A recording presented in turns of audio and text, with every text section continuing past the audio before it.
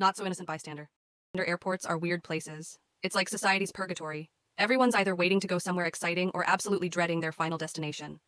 My daughter and I were killing time before our flight, wandering around like lost ducks when it happened.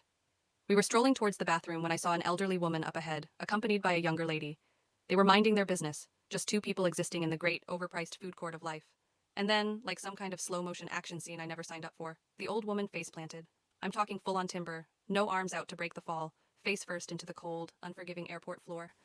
It was like watching a tree fall in a silent forest, except there was nothing silent about this moment. My first instinct? I gasped, clutched my chest like an overly dramatic soap opera actress, and yelled, "Oh my God!" Because obviously, that was going to fix things. And then I waited. Surely some other good Samaritan was going to jump in and help, right? Right? Wrong. Instead of a rescue mission, I turned to see a wall of people holding their phones up like they were filming the season finale of Airport Disasters, live edition.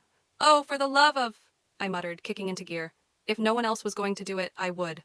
I ran over, knelt down, and gently lifted her head. That's when I saw it. The gaping cut on her forehead. Blood was pooling dangerously close to her eye, and I immediately went into mom mode. "It's okay, sweetheart.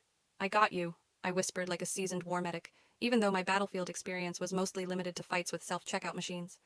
The elderly woman blinked at me, her expression somewhere between pain and confusion, like she wasn't sure if I was an angel or just some random woman who smelled like airport pretzels. The younger gal who had been with her took off to find help, which was great, except we still had the peanut gallery surrounding us, filming this woman's misfortune like it was quality content for their TikTok feeds. Then finally, someone shouted, "Help is on the way!"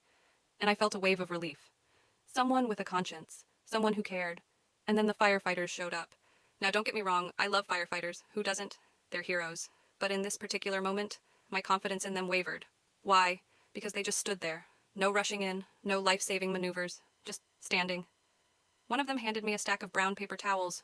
You know, the ones that absorb absolutely nothing and just push liquid around like a sad excuse for help. I looked at the towels. I looked at the firefighter. I looked back at the towels.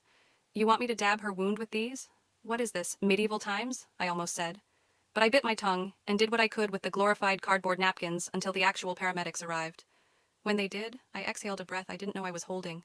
The professionals took over, the bleeding woman was stabilized, and the younger gal returned, grabbing my arm like I was a literal saint. "Thank you," she gushed, tears in her eyes. "I don't know what we would have done without you."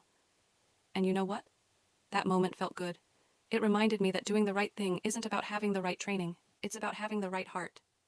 As I stood up, brushed off my knees, and glanced at the crowd still standing there, one thought crossed my mind. If I ever fall flat on my face in public, I swear to God, if the first thing I see is someone's phone recording me instead of a helping hand, I'm coming back to haunt them.